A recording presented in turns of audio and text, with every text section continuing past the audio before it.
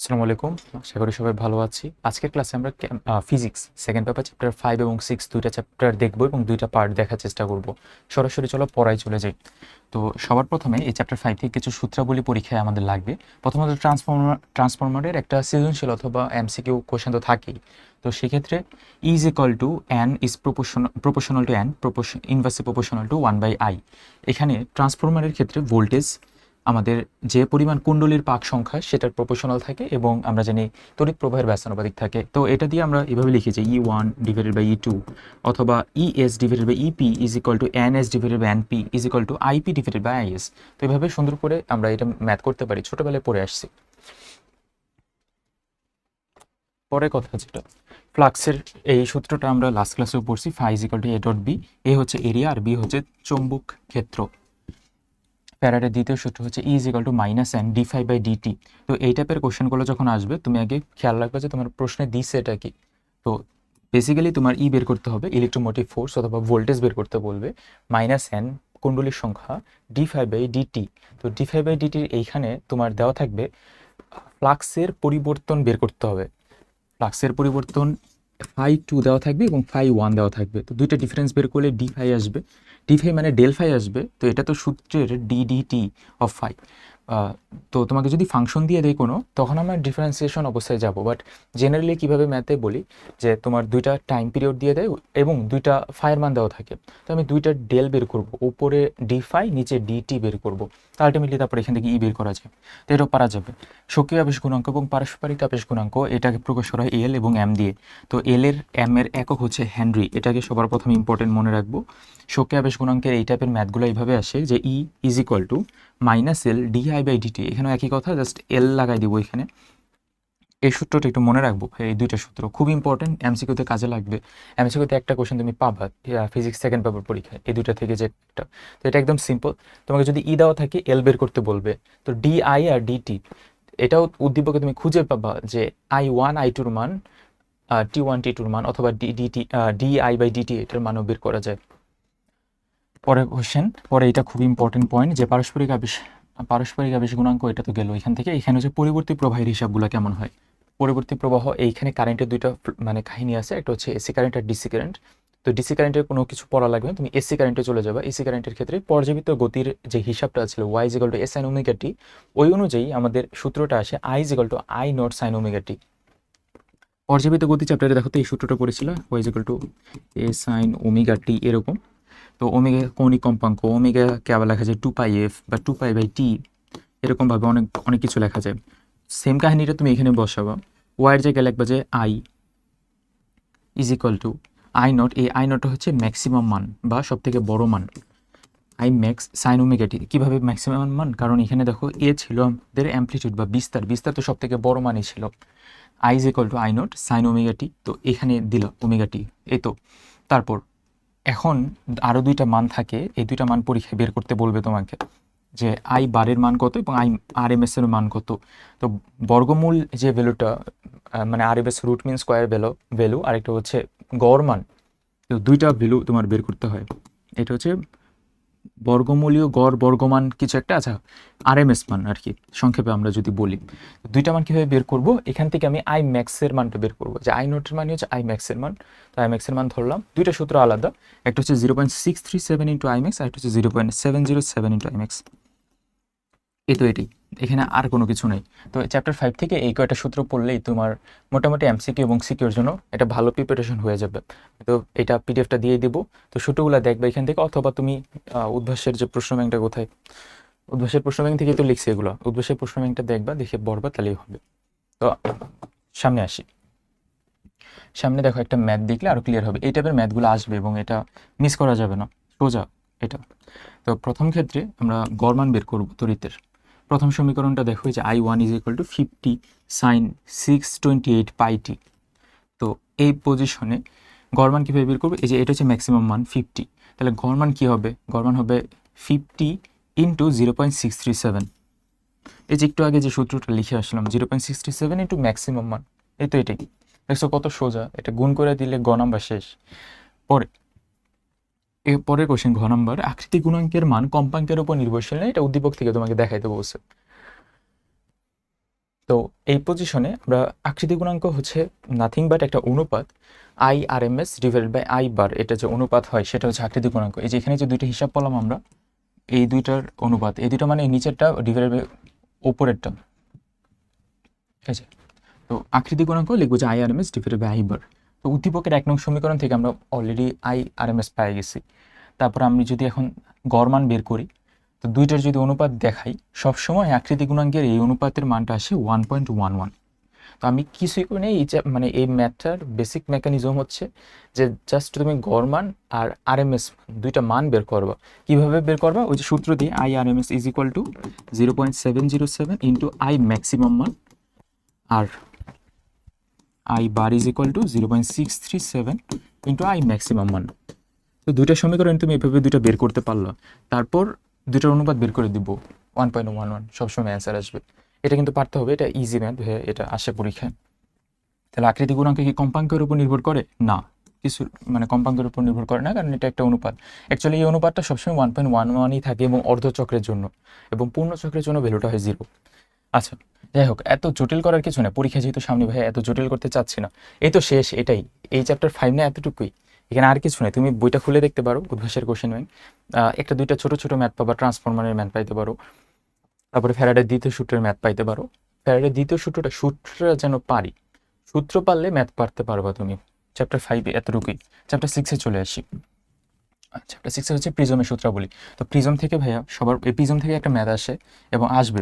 আর অনেকেই আসো এই চ্যাপ্টারটা স্কিপ করবা, স্কিপ করার দরকার নেই, তুমি যতটুকু পারো ততটুকু প্র্যাকটিস করে যাও। দেখো আমি যতটুকু বলে অতটুকু পড়ে যাও, অ্যাটলিস্ট সব কিছু স্কিপ করো না। এই প্রিজমের একটা ম্যাথ আসবে, একটু দেখে যাবো। প্রিজমের ক্ষেত্রে প্রথমে সূত্রাবলীগুলো তোমার হাতে কলমে প্র্যাকটিস করতে হবে। সেটাকে আমি বলি, দেখো প্রিজম কোণ এ, প্রিজমের এই যেখানে প্রিজম কোণ এ, তারপরে আপতন কোণ I1, প্রতিসরণ I2 হচ্ছে দুইটা আপতন কোণ থাকে, দুইটা প্রতিসরণ কোণ থাকে R1 R2। প্রিজমের যে এখানে বিচ্যুতি, এই বিচ্যুতি হচ্ছে ডেল্টা, এই যে এতটুকু। আর প্রিজমের উপাদানের প্রতিসরণ হচ্ছে নিউ। তো এই কয়টা মান আমার প্রথমে মনে রাখতে হবে। এখন তো আর প্রিজম দেখায় ভাই পড়ানোর টাইম নেই, বা তোমার পড়ারও টাইম নেই। তুমি মনে রাখবা I1 I2 থাকে, R1 R2 থাকে, নিউ থাকে প্রিজমের উপাদানের প্রতিসরণ অঙ্ক, তারপর থাকে হচ্ছে ডেল, যেটা হচ্ছে প্রিজমের বিচ্যুতি, আর এ প্রিজম কোণ। তো এই কয়টা আমাদের জিনিস আছে। তো এই জিনিসগুলোকে আমি সূত্রের মধ্যে বসাবো। কেউ যদি আগে প্রিজম কিছুই না পড়ে থাকো, তোমার কোনো সমস্যা নেই, তুমি ঠান্ডা মাথায় দেখো ভাইয়া, মানে হয়তো তুমি 100% পারবো না, কিন্তু মিনিমাম 30% 40% তো পড়ে যাইতে পারবা, যেন একটু হলো কনফিডেন্স থাকে মনের মধ্যে যে ভাই একটু হলো পারি। আচ্ছা, তো এই ইকুয়ালটা R1 প্লাস R2, মানে এটা কেন আমরা বলতেছি একটু হলেও পারি, কারণ তুমি ধরো একটা পার্সনের থেকে দেখেও লিখতেছো, দেখে লেখার সময় তো একটু হলেও কনফিডেন্স লাগে যে না, ওরটা দেখে লিখতেছি আমি, ওরটা কারেক্ট আছে।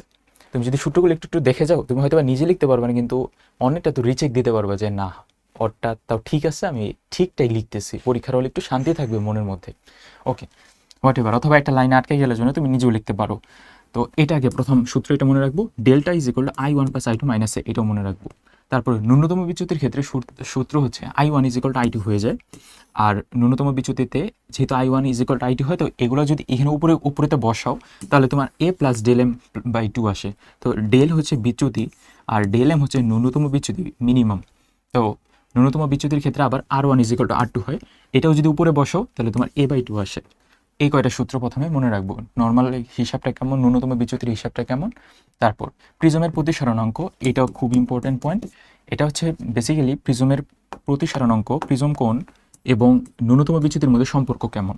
তো তুমি কি করবে, প্রথমে ডেল নিউ লিখবো, নিউজ এই যে এভাবে লিখবো, আমি এটা প্র্যাকটিস করে এভাবে যে প্রথমে নিউ, তারপরে একটা টান দিবা, তারপরে সাইন লিখবা, নিচে সাইন লিখবা, আবার টান দিবা, উপরে A বাই 2 লিখবো, নিচেও A বাই 2 লিখবো, এখানে প্লাস ডেল এম দিয়ে দিব। তো এভাবে লেখা যায় আর কি। তো তুমি প্র্যাকটিস করলে পারবা, খাতা কলম নিয়ে বসো। পরের কোশ্চেন, সরু প্রিজমের সূত্রগুলো কী কী? সরু প্রিজম মানে হচ্ছে যেটা এর মান 6 ডিগ্রি থেকে কম থাকে, অনেক বইতে দেখলাম 10 ডিগ্রি থেকে কম থাকে, যেটাই হোক কম থাকে এর অ্যাঙ্গেলটা। সরু প্রিজমের সূত্র কোনটা পড়া যাবে ভাইয়া? এই যে এটা পড়বো। সরু প্রিজমের ক্ষেত্রে যে প্রিজমের বিচ্যুতি এবং প্রতিসরণাঙ্কের মধ্যে সম্পর্ক কী, তো এটা দিয়েও আমাদের MCQ আসে। যে কয়টা দাগালাম প্রিজম থেকে সূত্রাবলীগুলো, এই কয়টা পারলে মোটামুটি তুমি ম্যাথে অ্যাপ্রোচ করতে পারবো। তো কী টাইপের ম্যাথ আসে, আমি একটা ম্যাথ আনছে যে এই টাইপের ম্যাথ আসলে আমার পরীক্ষার হলে অ্যান্সার করবো না, মানে প্রিপারেশন যদি খারাপ থাকে, যে পারো তো সে পারোই, এগুলো অ্যান্সার করবো না, কিন্তু যে পারো এটা নিজে হাতে প্র্যাকটিস করবা। এখানে একটা মেইন ভেজাল হচ্ছে প্রিজমের প্রতিসরণকে বের করতে বলছে গ নম্বরে না। হ্যাঁ, তো ক নম্বরে প্রিজমের প্রতিসরণকে বের করতে বলছে। এখানে একটা যে ভেজালটা হয় এটা হচ্ছে প্রিজমের বিচ্যুতি, ন্যূনতম বিচ্যুতি নাকি সরু প্রিজম নাকি নর্মাল প্রিজম, এটা একটু খেয়াল করে এটা অ্যান্সার করতে হয়। তো এটা আমি তোমার সমাধানটা দেখালাম না, এটা সমাধান তো আছেই, করে দেওয়া, তুমি একটু নিজ দায়িত্বে প্র্যাকটিস করবা। আর কারো যদি প্রিপারেশন না থাকে দরকার নেই। পরে কোশ্চেনে আসি। পরে হচ্ছে লেন্স মেকিং ফর্মুলা। তো এই লেন্সের যে পার্টটা আছে এই চ্যাপ্টারের, চ্যাপ্টার 6-এর জ্যামিতিক আলোক বিজ্ঞান চ্যাপ্টার, তো এখান থেকে একটা কোশ্চেন কমন আসে, এই যে লেন্স মেকিং ফর্মুলা এইখান থেকে, মানে লেন্স প্রস্তুতকারক ফর্মুলা থেকে। এবং এটার প্রশ্নটা এমন যে তুমি যদি একটা লেন্সকে পানির মধ্যে নিমজ্জিত করো তখন ফোকাস ডিসটেন্স কেমন হবে, তখন ওইটা কেমন হবে, সেটা কেমন হবে, এই টাইপের কোশ্চেন থাকে। তো সবার প্রথমে আমার লেন্স প্রস্তুতকারক সমীকরণটা মনে রাখতে হবে। তো লেন্সের হিসাবগুলো তো মনে আছে না? উত্তর লেন্স, এটা উত্তর লেন্সের ক্ষেত্রে ফোকাস, বক্রতার কেন্দ্র, তারপর আরও কিছু জিনিসপাতি ছিল, আশা করি এটা মনে আছে। তারপর অবজেক্টের দূরত্ব, ইমেজের বা প্রতিবিম্বের দূরত্ব কতটুকু, তো এই টাইপের হিসাব নিকাশ ছিল। তো লেন্স মেকিং ফর্মুলাতে আমরা প্রথমে লেন্সের যে focus distance F 1/f is equal two eta minus 1, এটা হচ্ছে প্রতিসরণকের ভ্যালু, এটা এভাবে লেখা যায় new minus 1 into 1/r1 plus 1/r2। Actually এখানে সূত্রের মধ্যে হচ্ছে 1/r1 মাইনাস 1/r2, যে এটা ছিল, বাট তোমার পরীক্ষায় না সবসময় উত্তর লেন্সে দেওয়া থাকে। তো উত্তর লেন্সের বেলায় প্রথম এই তোমার কার্ভেচারের জন্য R1 এর ভ্যালু হয় প্লাস, আর এটার জন্য হয় R2 এর ভ্যালু হয় মাইনাস। তো আলটিমেটলি হিসাব করলে এখানে R1 প্লাস R2 হয়ে যায়। তো তুমি কি করবা ভাই, এত কিছু মাথায় থাকবো না আমার, আমার পরীক্ষার হলে আমি কোনো রকম করে এটা পারতে চাই, তো কি করব আমি? তুমি এই যে এটা করবা, সূত্রটা মনে রাখবা, 1/f is equal two new minus 1, new হচ্ছে প্রতিসরণকের ভ্যালুটা, সে প্রিজমের, প্রিজম না ওই লেন্সের, into 1/r1 plus 1/r2, R1 আর R2-র মান তোমাকে দেওয়া থাকবে। তো হয়ে গেছে। তো কী করা যায় ভাই, একটা ম্যাথ দেখলে আরও ক্লিয়ার হবে। ও তাহলে একটা টাইপের যে ম্যাথ আসে, যে প্রথম টাইপের ম্যাথ R1 আর R2 তোমার মান দেওয়া থাকবে, তোমার এফ এর মান বের করতে হয়, বা অথবা সবই দেওয়া থাকে, নিউ এর মান বের করতে হয়। এটা একটা গ নাম্বারের কোশ্চেন, ক্লাসিক্যাল। তারপর যদি তোমার এই প্রিজমটাকে পানিতে নিমজ্জিত করো, এই যে আমি ডট ডটগুলো দিয়ে পানি বুঝাইছি, পানিতে নিমজ্জিত করলে এফ এর মান কী হয় বা এফ এর কী পরিবর্তন হয়, এটা সিম্পলি খালি এতটুকু মনে রাখবো, পানিতে যখন আমি তোমার লেন্সটাকে মানে নিমজ্জিত করব, তখন লেন্সের প্রতিসরাঙ্ক ধরো 1.5, পানির হচ্ছে 1.33, তখন জাস্ট আমার এই সূত্রের মধ্যে একটা জিনিস চেঞ্জ হবে, পুরো সূত্রটা সেম থাকবে, খালি এই নিউ এর মানটা চেঞ্জ হবে। কারণ পানিতে আমি যখন ঢুকাবো তখন nu lens divided by nu পানি, এতটুকু খালি একটু খেয়াল মানে মনে রেখে যাবো। আমি যখন পানিতে ডুবাবো উপরে হবে লেন্সের নিউ, নিচে হবে পানির নিউ, তারপরে তুমি এফের মানটা বের করবো। আবার বলে এখান থেকে দুইটা জিনিস মনে রাখতে হবে, একটা হচ্ছে লেন্স মেকিং ফর্মুলাটা, মানে এই সূত্রটা মনে রাখবো, এখানে প্লাস দিতে হবে, এটা মনে রাখতে হবে, কারণ এখানে তোমার উত্তলই সবসময় আসে পরীক্ষায়, অপতল আসে না। তো প্লাস দিল, তারপর তুমি যদি পানিতে নিমজ্জিত করো নিউ এর মান কত তুমি বের করবা। পানিতে নিমজ্জিত করলে হিসাবটা আসে এরকম, যে নিউ অফ গ্লাস উপরে, নিচে হচ্ছে নিউ অফ ওয়াটার। তো উপরে নিউ অফ গ্লাস 1.5 আর এখানে 1.33, তারপরে তুমি ক্যালকুলেটরে ক্যালকুলেট করে এফ এর মান পাবা, এই যে 1/f দিয়ে সূত্রটা লিখবো, তারপর আলটিমেটলি এখানে ক্যালকুলেটরে এফ এর মান পাওয়া যাবে। তো পানিতে নিমজ্জিত করলে এফ এর মান কত, এই টাইপের একটা কোশ্চেন আসে, এটা অনেকবার আসছে, তুমি একটু বইটা খুলে দেখতে পারো, আবার একই কথায়। তারপর আর কি আসবে, এতটুকু যদি পড়ে যাইতে পারো চ্যাপ্টার 6 থেকে হয়ে যাবে, বুঝছো। এর বাইরে যেগুলো বলতেছো এগুলো একটু এক্সট্রা কথা বলতেছি। এক্সট্রা কথার মধ্যে আচ্ছা এখানে কি যেন একটা ম্যাথ ছিল, হ্যাঁ। তো এখানে কিছু মান টান দেওয়া থাকবে, এত বক্রতার ব্যাসার্থের R1 R2 মান দেওয়া থাকবে, তোমাকে বের করতে বলবে লেন্সের উপাদানের প্রতিসরণাঙ্ক কত। এই তো সিম্পল, দেখো 1/f, এই যে নিউ মাইনাস 1, 1/r1, এখানে দেখো প্লাস দিয়ে দিছে এক জায়গাতে, এই যে প্লাস দিয়ে দিছে, কারণ তুমি সবগুলো ম্যাথ 1/r1 প্লাস 1/r2, এটা ভুল করিও না, সব মান দেওয়া, তোমার খালি নিউ বের করতে হবে। দেখো এই ম্যাথটা এরকমই, সব মান দেওয়া খালি নিউ বের করতে হবে। পরে ঘ নাম্বার কোশ্চেনটা হচ্ছে, কি ব্যবস্থা গ্রহণ করলে লেন্সের ক্ষমতা এত হবে। তো লেন্সের ক্ষমতা হচ্ছে P is equal two 1/f। লেন্সের ক্ষমতা এত করতে হলে আমার সবগুলা যদি ঠিকই রাখি, খালি এই নিউ এর মান চেঞ্জ করা যাবে, নিউ এর মান চেঞ্জ করতে হবে। তাহলে ম্যাথটা আসলে এইভাবেই করা, যে আমি যদি পির মান এটা ধরি, সবই ঠিক রাখবো, এখানে কিন্তু এককগুলা, এই যে পি যখন বের করবো এই এফ এর মান ধরতে হয় মিটারে, ডায়াপ্টার যদি বের করতে হয় ক্ষমতার একক dioptre, P is equal two 1/f। তো তখন R1 আর R2 মান তুমি মিটারে ধরবা। তো এই ম্যাথটা দেখো এইভাবে, তো মিটারে ধরা, তো আলটিমেটলি নিউ এর মানটা চেঞ্জ হবে। তো আমি যদি এত ক্ষমতার লেন্স বানাইতে চাই তাহলে নিউ এর মান চেঞ্জ করতে হবে, বাকি সব কিছু সেমই থাকবে। এই তো এটাই। তো মানে একটু জাস্ট ঠান্ডা মাথায় প্র্যাকটিস করব। আচ্ছা, পরে যেটা বলতেছিলাম, এতটুকু পড়তে পারলে যে প্রিজমের একটা ম্যাথ আর লেন্সের একটা ম্যাথ, এই দুইটা ম্যাথ করে যাও, একটা কমন আসার কথা।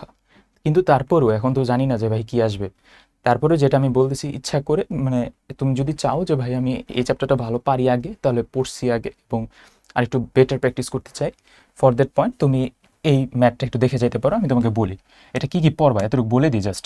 যে প্রথমে দুইটা টাইপের সূত্রাবলী আছে। প্রথমে হচ্ছে টেলিস্কোপের সূত্র এখানে, আর এটা হচ্ছে জটিল অনুবীক্ষণ যন্ত্র। তো এখানে না অনেকগুলো সূত্রাবলী আছে, মেন বেসিক সূত্র হচ্ছে এই যে দুইটা।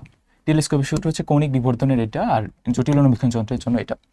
এই দুইটা সূত্র দিয়ে কিছু ম্যাথ করতে হয়, আমি এই দুইটা ম্যাথ আনছি এখানে, আয়না রেখে দিছি। তো তুমি নিজ দায়িত্বে প্র্যাকটিস করতে পারো। এটা আমি যেটা বলতেছিলাম যে এটা আসলে তোমার নিজের উপরে, এখানে এখানে তুমি যদি আগে পারো তাহলেই হবে। এই তো হইল। এই চ্যাপ্টার আর কিছু নাই ভাইয়া, এগুলাই। তো আমরা চ্যাপ্টার 5 এবং চ্যাপ্টার 6 থেকে যত শর্টকাটে পড়া যায়, যতটুকু মিনিমাম যতটুকু পড়া যায় অতটুকু বললাম। তোমার কাছ থাকবে প্রশ্ন ব্যাংকটা প্র্যাকটিস করা, সূত্রগুলো লিখে লিখে প্র্যাকটিস করা। আমরা নেক্সট ক্লাসে চ্যাপ্টার 7 এবং চ্যাপ্টার 8-এ চলে যাব। ধন্যবাদ সবাইকে।